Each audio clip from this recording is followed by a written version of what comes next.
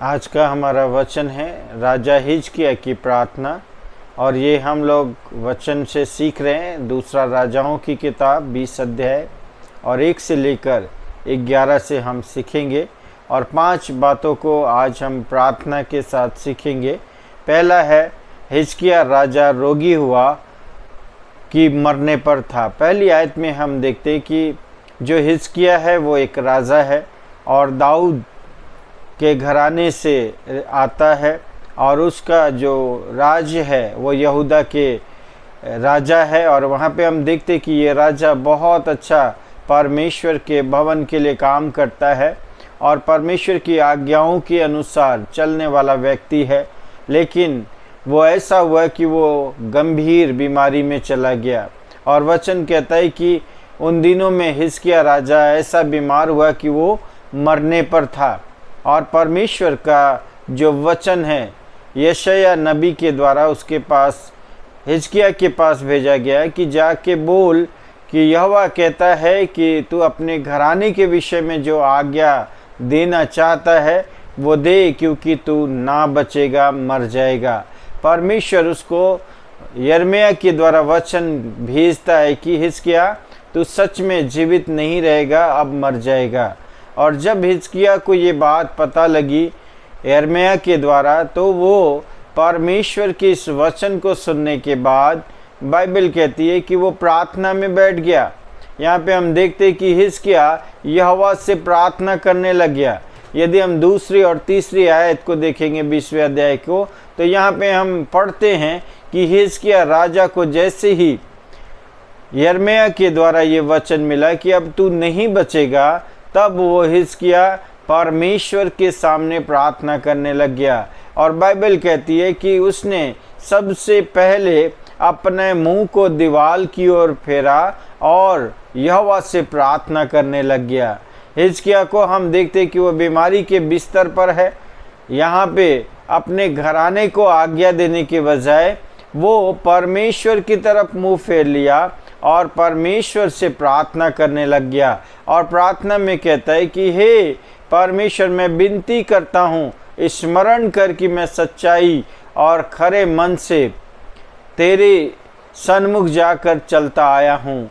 और लिखा हुआ है, और जो तुझे अच्छा लगता है वही किया है। यहाँ पे हम हिजकिय्याह को देखते हैं कि हिजकिय्याह परमेश्वर को अपने अच्छे कामों के बारे में बताता है कि मैं तेरे साथ, यानी परमेश्वर आपके साथ ईमानदारी से, वफादारी से, खराई मन से चलता आया हूँ और जो कुछ प्रभु आपको पसंद था वही मैंने किया है। और ऐसा कहते हुए हिजकिय्याह जो है फूट फूट कर रोने लग गया। परमेश्वर के सामने वो बिलक बिलक कर रोने लग गया कि प्रभु, मैंने तो आपके ही आज्ञा के अनुसार, परमेश्वर के वचन के अनुसार जीवन जिया है और जैसा आप चाहते हैं वैसे ही मैंने काम किया है।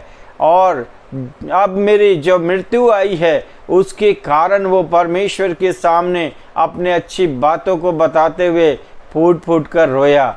और जब वो फूट फूट कर रोने लग गया, और हम वचन में पढ़ते कि यिर्मयाह उसको बताने के बाद वो बाहर जाने लग गया। और लिखा हुआ है कि वो भवन के आंगन में ही पहुंचा था कि उसको परमेश्वर के द्वारा फिर से वचन मिला कि तू जाके बता, हिजकिय्याह को बता। और हम पढ़ते हैं कि परमेश्वर ने उसको उत्तर दिया। 5 से लेकर 7वीं आयत को जब हम पढ़ते हैं तो वहाँ पे हम देखते हैं कि परमेश्वर ने हिजकिय्याह को बताया कि मैंने तेरी प्रार्थना को सुन लिया है। परमेश्वर जो है प्रार्थनाओं को सुनने वाला परमेश्वर है।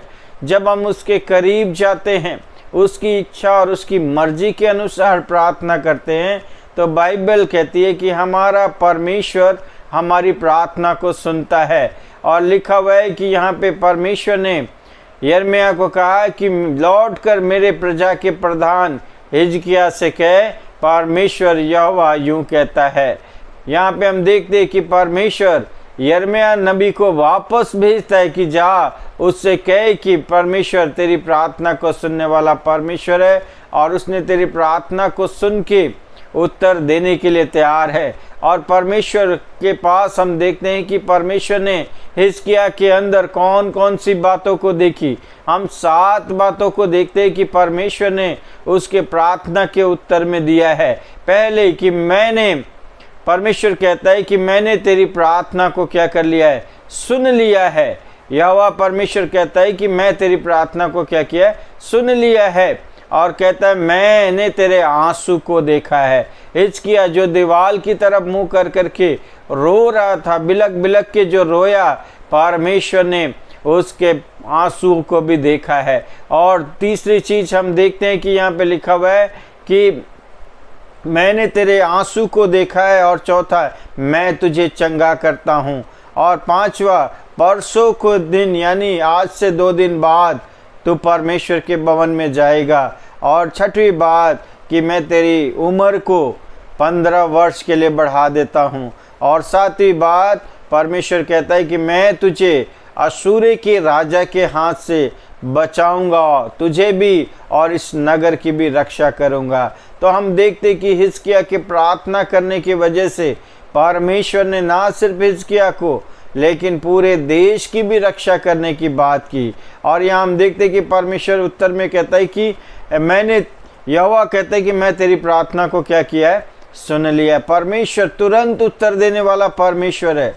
यदि हम प्रार्थना के लिए ईमानदारी के साथ, वफादारी के साथ परमेश्वर की इच्छा के अनुसार प्रार्थना करते हैं तो परमेश्वर उस प्रार्थना को सुन के उत्तर देता है। हिजकिय्याह को बोला गया अपने घराने के लोगों को जाके बता कि तू अब बचेगा नहीं, जो आज्ञा देना दे। लेकिन वो अपने घराने के पास जाने के बजाय परमेश्वर के पास गया। और जब वो परमेश्वर के पास गया तो हम देखते कि परमेश्वर ने उसको अनसुना नहीं किया। परमेश्वर ने अपने दास के हिजकिय्याह राजा के से परमेश्वर क्या कहते कि मैंने तेरी दुआ को सुन लिया है। परमेश्वर तुरंत यशायाह को लौटा के उसको जवाब देने वाला परमेश्वर है। और हम देखते हैं कि परमेश्वर ने उसको जवाब भी दिया। और यहाँ तक हम देखते हैं कि उसको बीमारी से ठीक करके परमेश्वर ने बोला कि तू परसों को मेरे भवन में जाने पाएगा। 15 वर्ष आयु परमेश्वर ने उसकी बढ़ा दी। और ना सिर्फ उम्र बढ़ाया लेकिन उसके राज्य को भी स्थिर किया। तो जब भी हम परमेश्वर की इच्छा और मर्जी के अनुसार प्रार्थना करते हैं तो हम देखते हैं कि परमेश्वर तुरंत उत्तर देता है। और हम चौथी बात देखते हैं कि जब हिजकिय्याह को ये सब बातें बताई गई, 7 बातें जब उसको बताई गई तो उसको यकीन नहीं हुआ, उसको विश्वास नहीं हुआ कि प्रभु अभी तो परमेश्वर ने मुझे कहा था कि मैं बचूंगा नहीं, इतनी जल्दी परमेश्वर कैसे मुझे उत्तर दे सकता है। इसीलिए उसने परमेश्वर के सामने वचन रखा है, परमेश्वर से कहा कि मुझे कोई चिन्ह बताओ ताकि मैं विश्वास करूं। और परमेश्वर ने उसको 2 चिन्ह दिए कि यदि तू चाहता है कि घड़ी, धूप घड़ी है जो 10 मिनट आगे हो जाए या धूप घड़ी 10 मिनट पीछे हो जाए, इन दोनों में से एक हिजकिय्याह को चुनना था। हिजकिय्याह ने कहा कि 10 मिनट आगे घड़ी बढ़ना तो आसान है लेकिन धूप की छाया को 10 मिनट पीछे लौटाना मुश्किल है। और उसने परमेश्वर से मुश्किल चिन्ह को मांगा कि प्रभु अगर आप सच में मेरी प्रार्थना को सुन लिए हैं और मेरे को उत्तर देना चाहते हैं तो मेरी ये इच्छा है कि जो धूप घड़ी की छाया है वो आगे जाने के बजाय 10 मिनट पीछे हो जाए। और परमेश्वर ने उसके कहे हुए वचन के अनुसार हम देखते हैं कि परमेश्वर ने उस घड़ी को, धूप घड़ी को 10 मिनट हिजकिय्याह के लिए पीछे किया। हमारे सोचने में तो बहुत इजी लगता है 10 मिनट पीछे करना, लेकिन अगर हम संसारिक तौर पर या संसार के अंदर देखें कि सूरज को पीछे 10 मिनट पीछे लेके जाना कितनी मुश्किल बात है। पृथ्वी जो घूम रही है सूरज के चारों ओर, उसको 10 मिनट के लिए रोक के पीछे करना बहुत बड़ी बात होती है। और परमेश्वर ने अपने दास के लिए, अपने प्रार्थना करने वाले हिजकिय्याह के लिए, परमेश्वर ने इस कठिन काम को सरलता से पूरा किया और धूप घड़ी को उसके लिए 10 मिनट के लिए पीछे किया। और हम देखते हैं कि परमेश्वर अद्भुत परमेश्वर है। अपने लोगों के लिए कुछ भी करने के लिए परमेश्वर तैयार है, बशर्ते हम उसकी मर्जी के अनुसार, उसकी इच्छा के अनुसार प्रार्थना करते हैं तब। और हम देखते हैं कि आज हम इन बातों के द्वारा क्या सीख सकते हैं। तो हम ये सीख सकते हैं कि कठिन समय में जब हम प्रार्थना करते हैं तो याद रखिए, कठिन समय में आपको उत्तर देने वाला आपका परमेश्वर है। जब आपके ऊपर मुसीबत हो, दिक्कत हो, परेशानी हो, यहाँ तक कि मौत के आने की भी बीमारी हो, उस घड़ी में आप किसी पर भरोसा करने के बजाय परमेश्वर के चरणों में जाइए, परमेश्वर की उपस्थिति में जाइए और परमेश्वर से फूट फूट कर प्रार्थना करिए।